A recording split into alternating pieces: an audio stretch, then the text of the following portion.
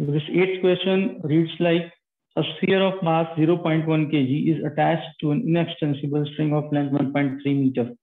Inextensible string का मतलब क्या होता है कि किसी भी स्ट्रिंग को यदि हम स्ट्रेस कंडीशन में डालें तो वो खिंच के लंबी नहीं होनी चाहिए। खिंच के लंबी होगी तो डायमेंशन चेंज हो जाएंगी, डायमेंशन चेंज हो जाएंगी तो बिहेवियर चेंज हो जाएगा, राइट। इसलिए वर्ड स्पेशली यूज किया जाता है inextensible string of length 1.3 meter whose upper end is fixed on the ceiling. The sphere is made to describe a horizontal circle of radius 0.5 meter. Calculate time period of the revolution and tension in the string. ये दो चीजें हमें निकालनी है। तो question समझ में आ गया। एक बॉल है, स्ट्रिंग से उसको बांधा हुआ है, छत पे लटका के उसको साइड में ले जाके हमने थ्रो कर दिया ताकि वो हॉरिजॉन्टल सर्कल में वो घूम रहा है। वो इस प्रकार से हॉरिजॉन्टल सर्कल में घूम रहा है कि उसका रेडियस 0.5 मीटर है, ठीक है। अब जब उसका रेडियस 0.5 मीटर है तो उसका पीरियड ऑफ रिवोल्यूशन क्या होगा, एक चक्कर वो कितने टाइम में पूरा कर रहा है, ये हमें टाइम निकालना है। और जब वो ऐसा कर पा रहा है, ठीक है, तब उस स्ट्रिंग में कितना स्ट्रेच है, कितनी टेंशन है, ये फोर्स निकालना है हमें, ठीक है। So how do we all this, let's see now.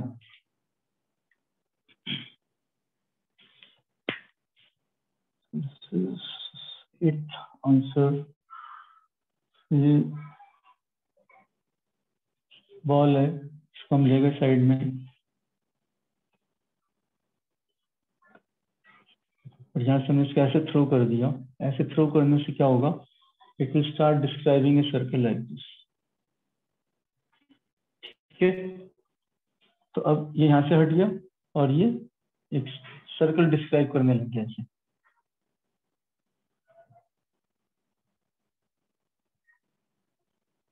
तो जब ये ऐसे सर्कल डिस्क्राइब कर रहा है तब इसका रेडियस जो हमें दिया हुआ है 0.5 मीटर और स्ट्रिंग की लेंथ जो दी हुई है वो 1.3 मीटर इस प्रकार से दी हुई है, ठीक है। तो ये सिचुएशन क्लियर हुई। Mass of Bob is 0.1 kg।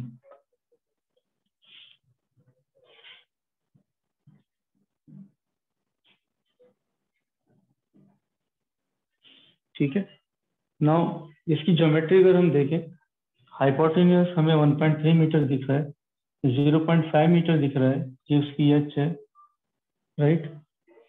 Height, तो इसकी height H, this is O A B. तो हम पाइथागोरस थ्योरम को यूज करके हम इसकी हाइट निकाल सकते हैं, ठीक है। So in triangle O A B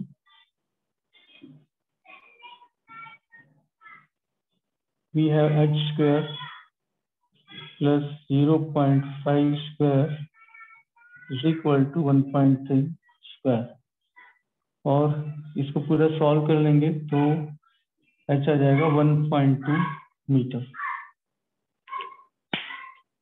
13 का स्क्वायर कितना होता है, 169।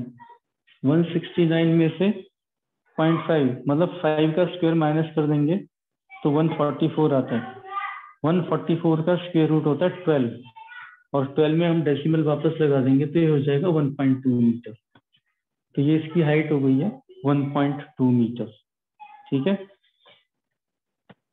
ये हमें स्लोप वगैरह यहाँ पे निकालना है, रेजोल्यूशन वगैरह देखना है, उसके लिए हमने ये सब किया। अब इसकी हाइट निकाल ली, हमें रेडियस पता है, हाइपोटेन्यूज पता है। अब एक्चुअल मुद्दे पर आते हैं कि किस प्रकार से हमें इसका टाइम पीरियड निकालना है। पहली बात कि जब ये बॉब यहाँ पर है तो ये बॉब इस वाली पोजीशन में इक्विलिब्रियम में कब होगा, ये बॉब इस वाली पोजीशन में इक्विलिब्रियम में कब होगा। There should be 3 forces acting simultaneously on this bob. One is weight of the bob which is acting in the downward direction. One is the tension of the string which is stretching this bob out, and one is the centrifugal force, क्योंकि ये move कर रहा है, क्योंकि ये ऐसे horizontal circle में move कर रहा है, तो इसकी कुछ वेलोसिटी है, हॉरिजॉन्टल सर्कल में वेलोसिटी है, और उस वेलोसिटी की वजह से एक आउटवर्ड फोर्स इस पे एक्ट कर रहा है, जिसको हम सेंट्रीफ्यूगल फोर्स कहते हैं। और वो सेंट्रीफ्यूगल फोर्स जो इस पे एक्ट कर रहा है, that is equal to mv² upon r। ठीक है, mv² अपॉन r, या हम इसको mr⍵² भी लिख सकते हैं, दोनों रिलेशन वैलिड है।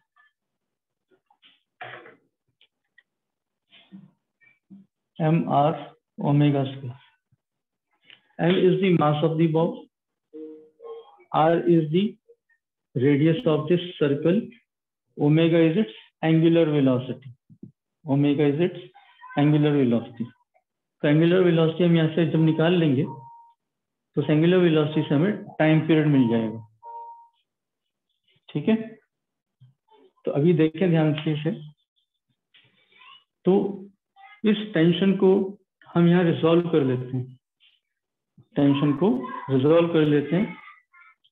टेंशन का कंपोनेंट जो अंदर की तरफ एक्ट कर रहा होगा वो होगा टी कॉस थीटा। फोर्स का कंपोनेंट एंगल की तरफ हमेशा कॉस थीटा होता है, और एंगल के दूसरी तरफ टी साइन थीटा, ये कंपोनेंट्स हैं। ठीक है, T sine theta component, T cos theta. अब ये क्योंकि बॉब यहाँ पे इक्विलिब्रियम में है, इसलिए इस पे जितने भी फोर्सेस एक्ट कर रहे हैं वो फोर्सेस आपस में क्या है, बैलेंस हो रहे हैं। ये फोर्सेस आपस में बैलेंस हो रहे हैं। इसका मतलब क्या हो गया कि टी कॉस थीटा जो फोर्स है, टी कॉस थीटा जो फोर्स है, this is equal to mr⍵², और ये वाला जो फोर्स है T sine theta, this is equal to mg।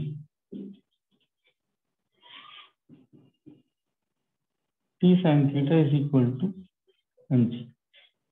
ठीक है, if it divide these two relations, sine theta को कॉस थीटा वाले रिलेशन से हम डिवाइड कर देते हैं तो टी कट जाएगा यहाँ। ठीक है, तो sine theta upon cos theta ये हो जाएगा tan theta is equal to mg upon mr⍵²। M से एम कटिए। ठीक है, नाउ हमें चाहिए ओमेगा, तो ω² is equal to g upon r, ये वाला tan थीटा। ठीक है, so here if you put value of g,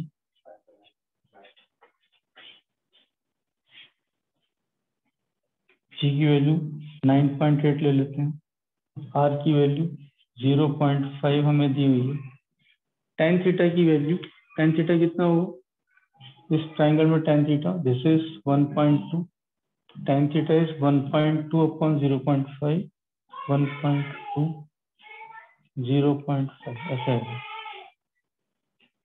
ठीक है, तो इस r से r कट गया, मुझे 98 अपॉन 12 या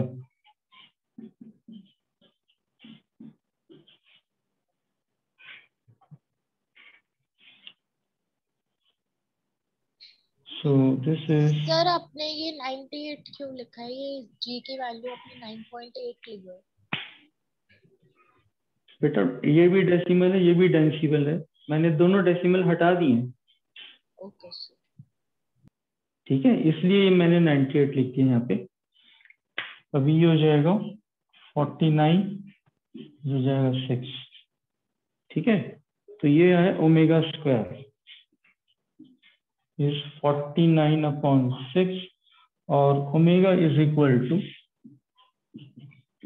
7 upon root this much radians per second. ये एंगुलर वेलोसिटी है इसकी।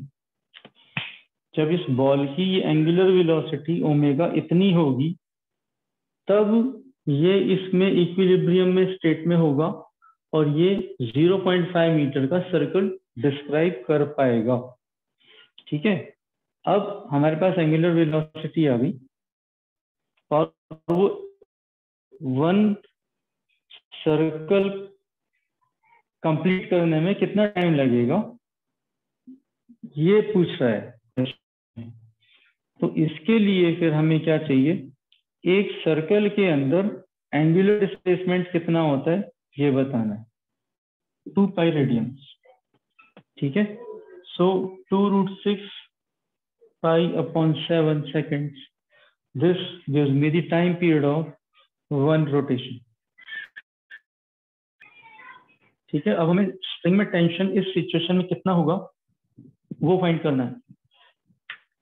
Using this relation, T sin theta is equal to mg, we can write T is equal to mg upon sin theta.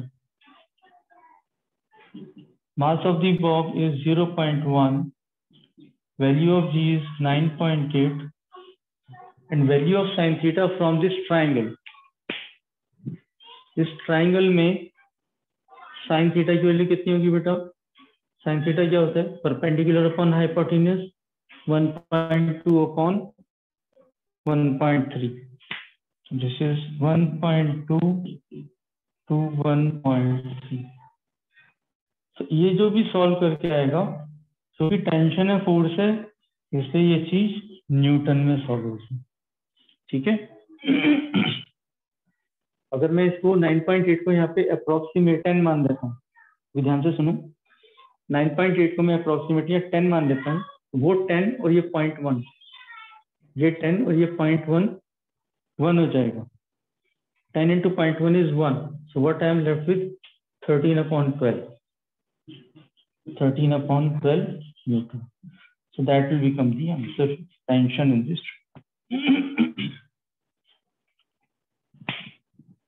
ठीक है।